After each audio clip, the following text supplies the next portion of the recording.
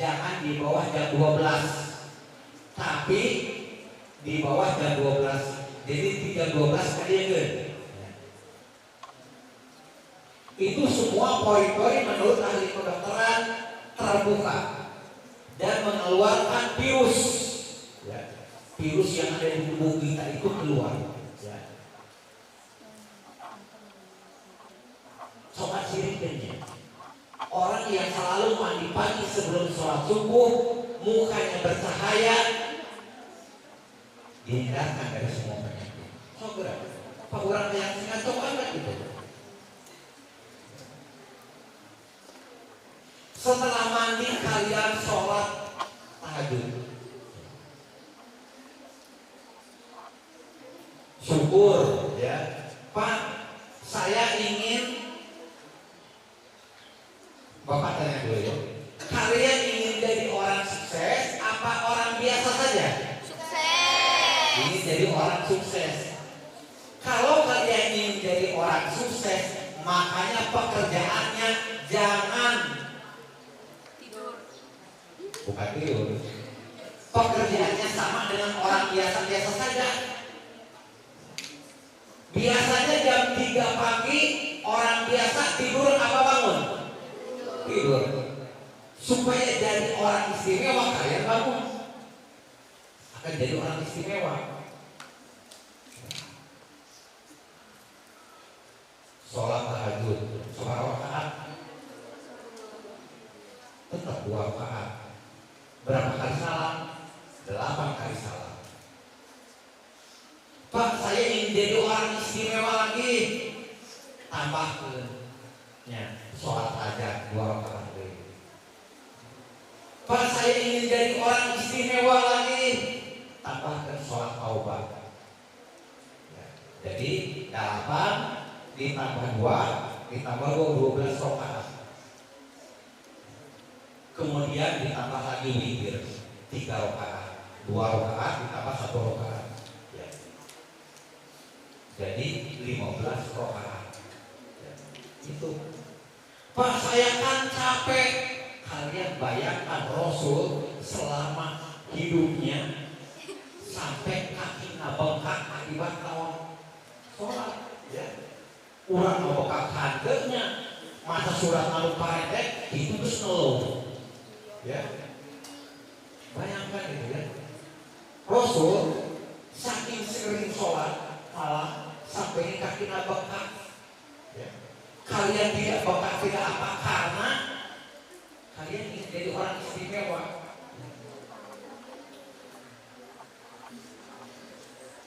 Sambil menunggu sholat subuh kalian ngaji. Pak, saya ngajinya minimal 10 halaman halus. Sambil menunggu sholat subuh. Begitu sebelum sholat subuh kalian, sebelum melaksanakan sholat subuh kalian istighfar 3 kali. Kumaha istighfar teh? Astagfirullahaladzim. Minimal. Syukur kalau tambahan alladillah ilaha illa wa hayyul qayyum wa atubu ilaih 1 kali. Astagfirullah 2 kali. Astagfirullahaladzim. Alladillah ilaha illa huwa hayyul qayyum wa atubu ilaih. Yang ketiga, astagfirullahaladzim. Alladillah ilaha illa huwa hayyul qayyum. Pak, naon sih gunanya istighfar sebelum sholat subuh? Selama dari pagi sampai sore kalian akan dijaga oleh Allah. Dijaga keimanannya, dijaga hatinya sampai subuh lagi. Kayak begitu.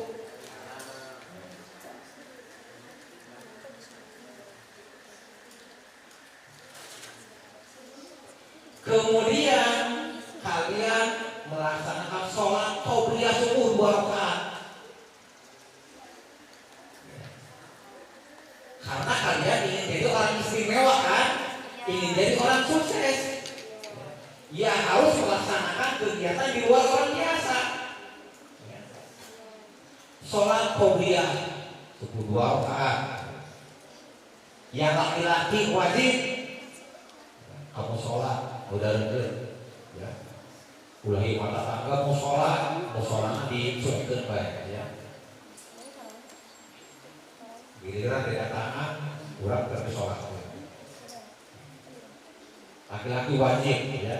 Untuk perempuan tidak wajib koma diikuti. Sholat maghrib, sholat isya cewek rakaat mau sholat. Begitu perempuan keluar dari rumah, lain menang pahala sampai betul-betul ku setan. Ya.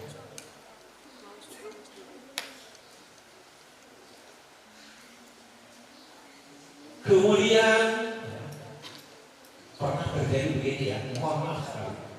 Ada orang tua siswa, Pak maaf saya tidak sekolah. Kenapa? Pak bunyi api kebakaran. Dua orang kejadian. Tadi bapak tanya, Bapak kamu sholat tara Pak, makanya terjadi kebakaran. Kalau laki-lakinya satu rumah, ayah perlu kamu sholat. Mau adik kamu, mau orang tua kamu, Bapak yakin rumah kalian akan dijaga oleh Allah. Harta orang tua kalian akan dijaga oleh Allah. Benar itu ya.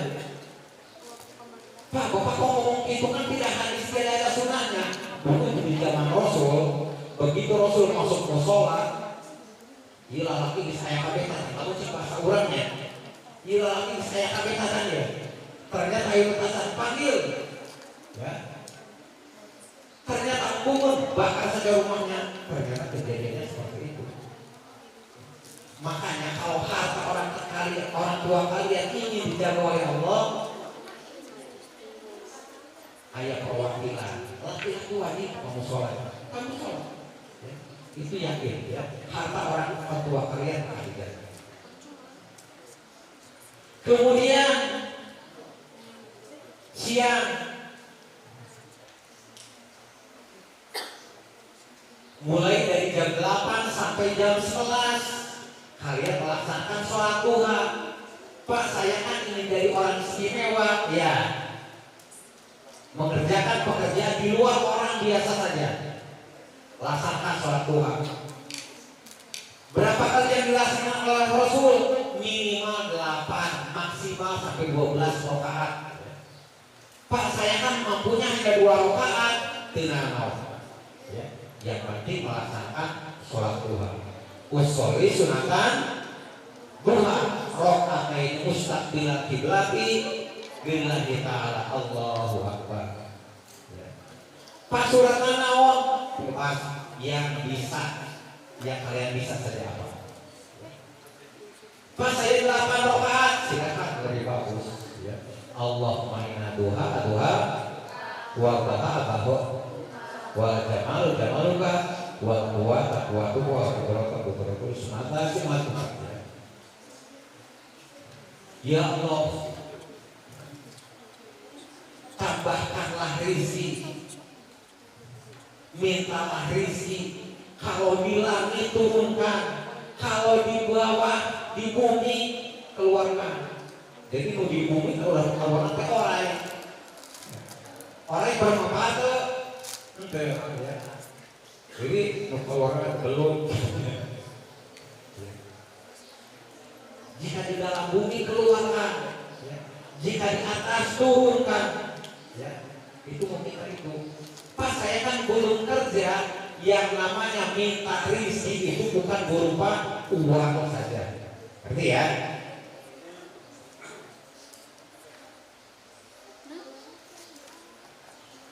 Ada pengalaman dari seorang artis, si Ari Tulung kesan. Ari Tulung dulu komedian. Beliau tidak bisa jalan. Ya. Beliau tidak bisa jalan. Udah diponis oleh dokter itu punya penyakit kelumpuhan. Konsultasi dengan kiai. Suruhnya apa? Tolong rutinkan sholat duha. Waktu dicoba rutin tiap hari selama 40 hari, ternyata bisa kaget, bisa berdiri. Itu keistimewaan sholat duha itu seperti itu ya. Rizki bukan rizki. Kalian bayangkan kalau ke dokter kan,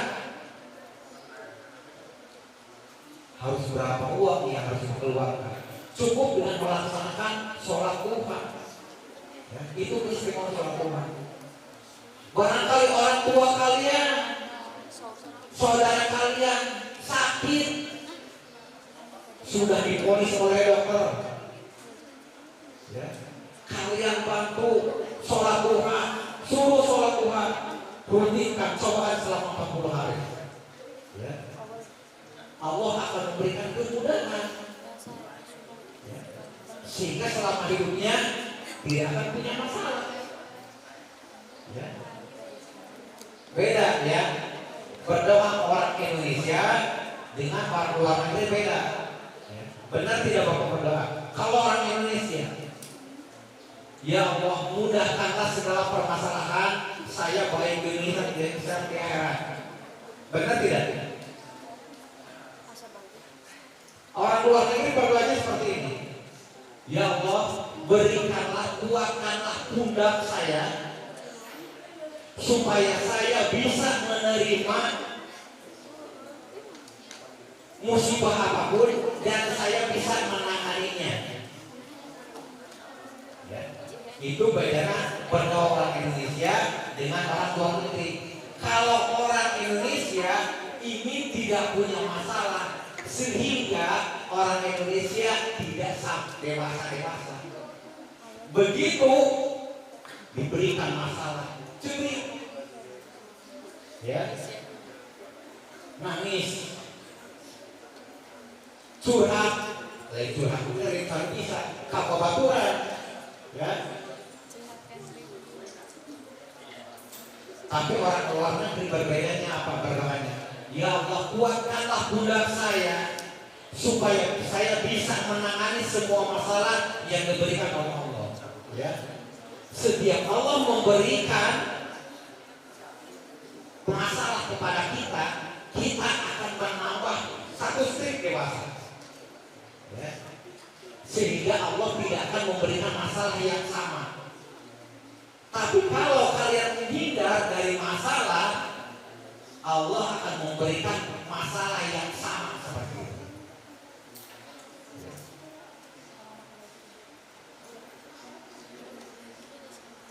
Ya Allah, kuatkanlah pundak saya supaya saya bisa mengatasi semua masalah hidup saya.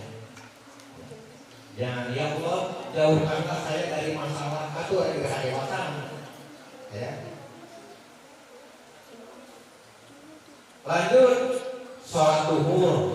Ya. Sebelum sholat duhur, Rasul biasanya melaksanakan 4 rakaat sebelum sholat duhur. Sholat qobliyah. Ya.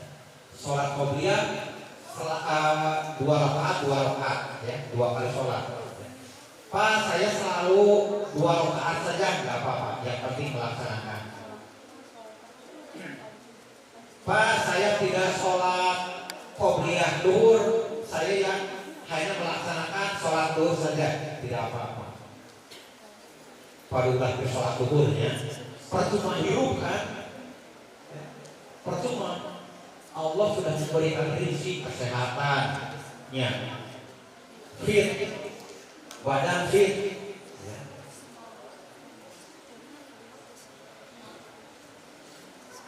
Kadang-kadang kita kalau nengok orang sakit di rumah sakit, itu salah satunya adalah sebagai intervensi untuk kita. Aduh, pokoknya itu Bapak Turama, itu dulu rumah di rumah sakit harus membutuhkan biaya sekian. Ya, kita alhamdulillah sehat, bersyukur ya, alhamdulillah. Kemudian setelah sholat duhur, sholat ba'diyah duhur. Sekali lagi syukur kalau bisa laki-laki di musola. Ya. Kalau siang hari perempuan boleh ke musola. Kalau penting. Ya. Kemudian karena ini di bulan Ramadan, saya ingin jadi orang istimewa minimal 2 lembar ngajinya, minimal 2 lembar, ya, supaya Ramadan aman. Ya. 10 halaman sebelum buka puasa, sambil menunggu buka puasa. Jadi karena saya ingin jadi orang istimewa, ingin jadi orang sukses, pulang motoran si orang Ciawinya sebelum buka puasa 30 menit itu doa yang mustajab. Kalau motoran ngomong di sini gitu ya. Kata pahala buat Allah, masya Allah, buat saya. Kenapa tidak ngaji ya? Isi dengan kegiatan positif. Kalau mau motoran, di Baturan kok kalau ngaji saya gitu ya. Jamaah ya, jamaah lain. Asal orang yang ngabuburit, banyak cara untuk ngabuburit. Awas 30 menit sebelum buka puasa, doa yang mustajab isi dengan kegiatan yang positif. Ya. Silakan ngaji. Setelah subuh 10 halaman, sebelum buka 10 halaman. Ramadan habis yakin. Ramadan pertama. Ya. Bentar sampai itu bagian. Pak saya kan duhur, setelah duhur kan saya selalu subuh, guys itu caranya. Syukur waktu setiap sholat, setelah sholat fardu 5 halaman kayak ini ya. Kata.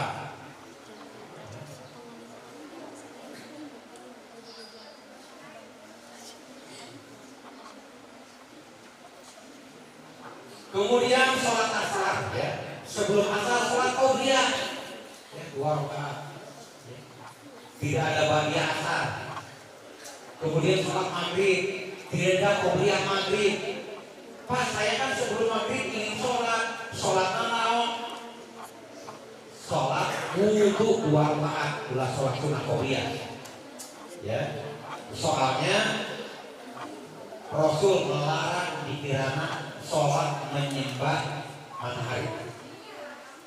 Lamun aya jamu sholat sebelum maghrib, tanyakan ulah sholat naon, ulah sholat qabliyah maghrib. Ya. Bener pun maaf dulu bahwa waktu di Mekah sebelum maghrib rek sholat eta ayo nepuk bari ditinggal di jaman orang-orang ya. Ternyata maghrib ulah dia ada ya, dia menyembah matahari.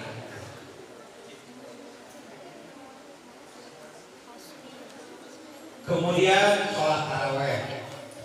Sekali ini lalaki kamu sholat apa? Ya, ramaikan sholat. Ya, ulah dia punten lain di bapak-bapak.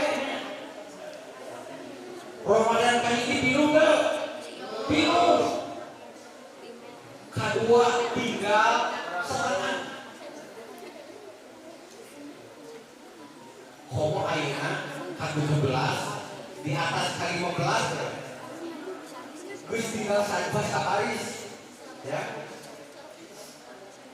Di tanggal 20 ka dieu biasana tinggal pemain inti ya. Nu ada, nu Bilal jeung imam ngan aya tiluan biasana. Ya. Ieu laki-laki mohon ya. Rame ya. Pas saya kan suka obrol-obrol. Ya. Ada obrol-obrol mah isu ya, bisa tidur lah. Itu ya sekilas yang Bapak sampaikan untuk memotivasi kalian supaya kalian ingin jadi orang sukses. Sekali deui ingin jadi orang sukses tidak? Ingin jadi orang istimewa? Kayak nggak jawaban apa kan dia? Ingin jadi orang istimewa? Ya. Alhamdulillah pada saat kalian masuk ke sini kalian jadi orang istimewa. Ada tidak teman kalian yang tidak datang? Cirikeun tidak begitu lulus di SMK. Fokus sama beda. Ih, mana yang jadi tukang ojek? Ih kamu gini, ayo beda lembur. Ijazahnya kasih dicopotnya, kasar. Boleh tak kasih sekolahnya, kasar. Begitu keluar, begitu lulus ngajakan, ya.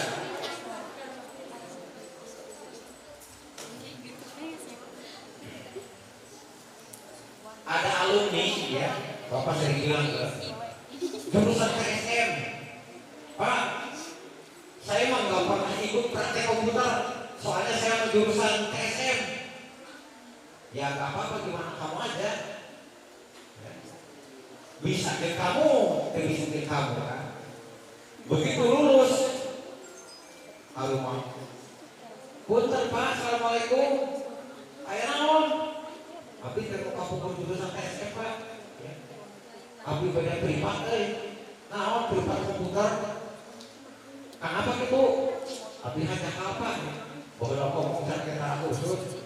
Abi akhirnya jurusan desain. Di mana? Di Indonesia. Coba di jurusan KSM, ya. Sekarang kerja di bagian baper opening kegiatan. Di jurusan KSM coba jurusan. Itu orang susukan sampai sekarang, ya. Kerja di Indonesia bagian baper, lain bagian baper lain, baper opening setiap kegiatan dia yang mainin.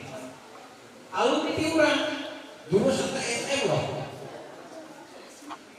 Kemudian ada juga kejadian orang Mekarjaya, lelaki deh, jurusan PM. Pak, ayo mata khusus aja, berarti tapi mah kayak jualan, ya. Begitu lulus, taruh mandi, bahkan dia setiap pulang dari Jakarta, pulang ke rumah bapak. Pak, saya ingin privat. Memang apa? Saya bekerja di perusahaan lisensi software. Coba orang Mekarjaya alumni di PGRI jurusan pemasaran.